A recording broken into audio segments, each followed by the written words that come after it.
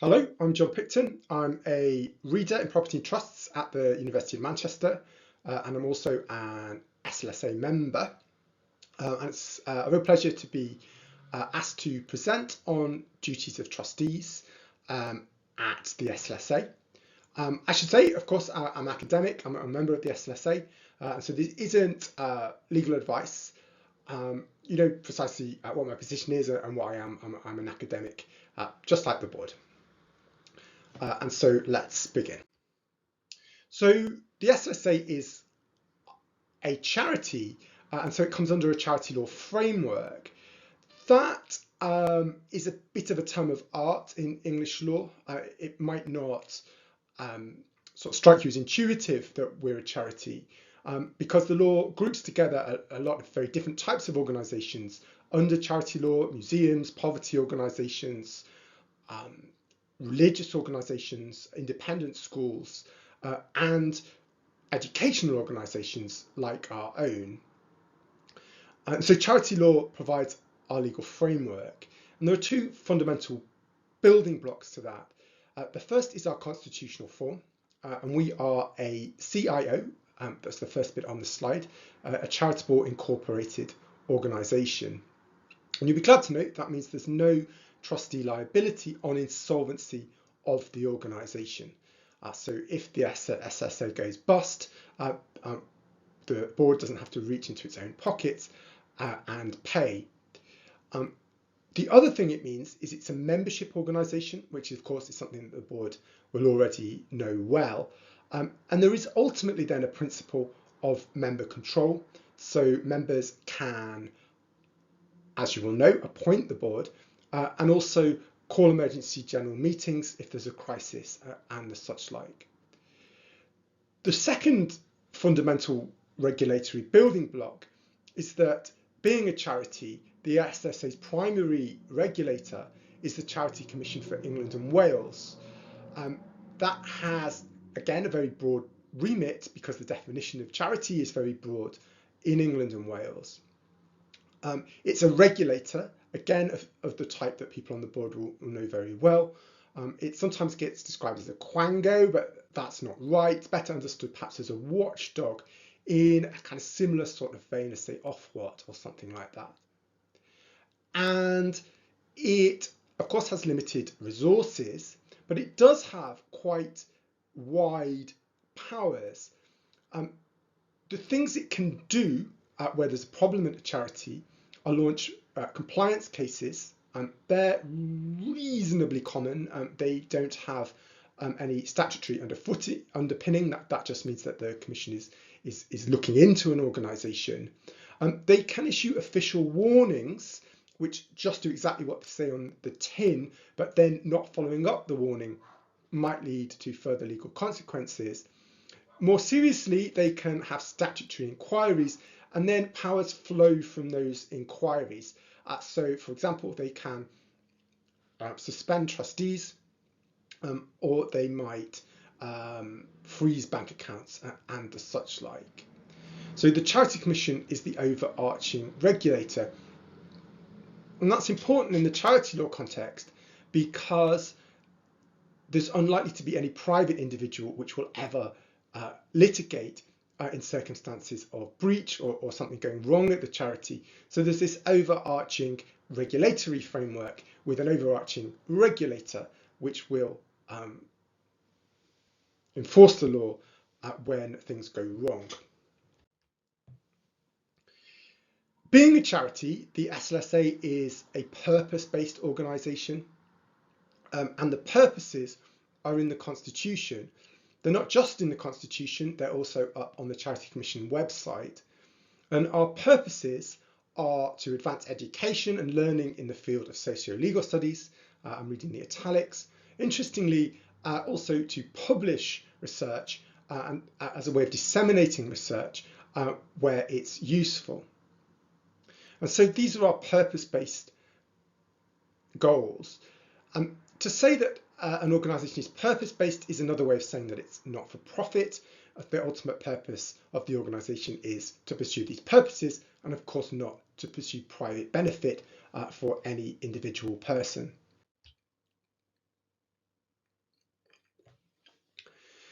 In carrying out those purposes, the trustees, that is the board, trustees, board members, these words are synonymous and interchangeable in the context of a CIO. The board are subject to duties. A problem with legal taxonomy in general is when duties are stated in abstract terms, they become almost meaningless. So it's important to keep in mind what these duties bear down upon. And as I say on the screen, they primarily attach to the management of organisational resources, that is spending and raising money. There are two key common law duties, and these, as it happens, are both stated in the CIO constitution as well. The first is that the board, the trustees, must act in good faith in a way to further the purposes of the CIO, and we've already seen the purposes. The second highlighted thing on the screen is again a common law duty to act with skill and care as is reasonable. Let's have a look then at these duties and what they might mean in the context of the SLSA. Starting with the duty to further the organisation's purposes, the first key thing it means is that there can't be resource expenditure outside of the objects, that is the purposes of the organisation. The objects are broad, and so this isn't challenging for the SLSA, but there are obviously limits on what those words can mean and on what the board can spend money on. It also, of course, means, and this is a general common law rule, trustees can't be paid because that would be contrary to furthering the purposes of the organisation.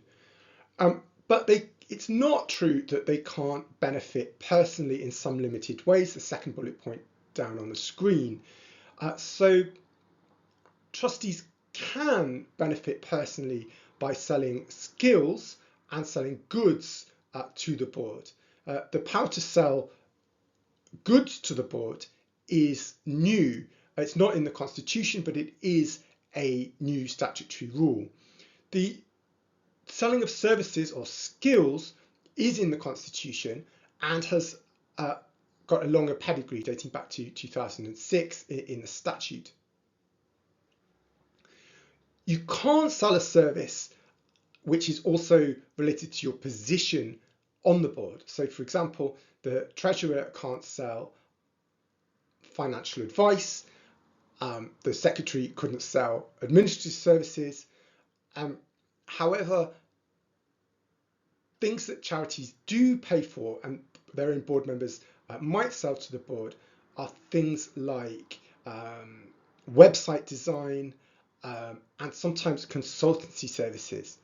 There are procedural safeguards around these. So, for example, the non-conflicted majority must always consent if someone wants to sell goods or services to their own charity. And just procedurally, the person selling the good or the service should step out of the room while there's a vote. An interesting legal question in relation to these duties is whether or not they're objectively determinable, the third bullet point down on the screen. If they were, of course, then the Charity Commission or a court might be able to set out an objective list of what trustees should do in any given circumstance. There is now quite high level authority, a very high level authority in later Markey and Cooper, that duties can be, the duty of good faith can be objectively determinable, the duty of good faith in furthering the purposes of the charity. But I think the best view is, along with the line of the common law cases, is this is a subjective duty. As long as trustees are acting in good faith and doing their best, then there is no objective standard which the court can use in order to hold those trustees to account. Just note at the bottom of the screen I put reputation. There's no common law duty to advance the reputation of the charity, although the Charity Commission has recently started talking in terms of a duty to advance the reputation of the charity. This will be more important as the slides progress. The second duty is the duty of skill and care in decision making. Whereas the duty of good faith in advancing the purposes of the charity is substantive, or mostly substantive, the duty of skill and care can't be separated from procedure. So, for example, it's important that the charity board takes minutes, produces policy documents, and seeks advice on difficult legal questions. Again, reputation might feed in here. So if the SLSA was to take a controversial decision which harmed the reputation of the charity, then first of all, there's the question about whether or not it should, but second, the correct, or at least defensible procedures certainly must have been followed. As I say, there's no common law standard here, but the Charity Commission has started thinking and publishing guidance in those terms. So a difficult decision, of course, requires careful consideration and a paper trail showing a careful weighing of risks. There is, interestingly, a principle of judicial leniency in relation to trustees. The picture on the screen there is Alan Yentob, who was famously subject to a disqualification case. And in the case, Mrs. Justice Falk said that there's a public policy approach that trustees should be treated with leniency, and also that reflects the court's recognition of the public service that charitable trustees provide. So that judicial principle is certainly very interesting and important, but remember, the overarching centre of regulation is the Charity Commission, which works on an administrative basis, and so the judicial principle and the day-to-day decision making of the Charity Commission might jar, or at least might not sync.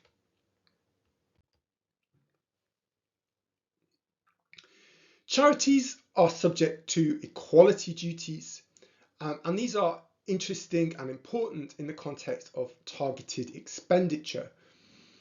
So there is first of all a duty of serving the public benefit. The SLSA has no problem in meeting that duty. It promotes research, where appropriate it disseminates that research, so it has no problem in that regard. The key focus of the Charity Commission's interest, as you can see from the case on the screen, Independent Schools Council, is independent schools and the level of scholarships and bursaries that they should provide. Equality and equality law bites on the SLSA as well. Charities can discriminate. So, for example, the Liverpool Women's Organisation can provide resources just to women. There'll be people on the board that know this area of law much better than I do, but it's important to keep in mind that where charities discriminate, they must do so in order to meet a disadvantage, and they must do so proportionately. It's also important to keep in mind that the whole regulatory framework around charities and discrimination is based on there being something in the Constitution that enables it. So, for example, the Liverpool Women's Organisation would have something in its Constitution that says that it can target its resources at women. Charities are able to campaign to change law and policy, but the law on this is restrictive and deliberately so. So on the screen you can see McGovern and Attorney General. There are sort of three limbs to the case. The first is that a charity that embarks on a campaign must do so in pursuit of the organisation's purpose, connecting to the rule that the trustees must serve the purposes of the organisation. Second, the campaign must not be the main focus of the organisation's work, so it mustn't come to dominate the organisation. And third, the campaign must not be party political. On the screen you can see a tweet that was published by the RSPB protesting against post-Brexit changes to environmental law. You can see as well that it's very close to the borderline. It is in pursuit of the organisation's purpose, there being a connection between the environment and the welfare of birds. It couldn't be said that this campaign is the RSPB's main goal, but it is on the borderline of whether or not it's party political. And as I say, this area of law is deliberately restrictive. The RSPB ultimately apologised for this tweet. I finished with just a list of resources. The Charity Commission has produced 5-minute guides, which are really very good, guiding trustees, that is board members, on key elements of the law. There is a wealth of online resources, some very high quality ones, produced by LawWorks, a non-profit set of lawyers. And finally, for an overview of the Charities Acts, the Charities Act, a practical handbook, is recommended. Members of the board will know the type of literature very well. It's an overview of the statute with the kind of case law hanging off it, but it's a good detailed resource.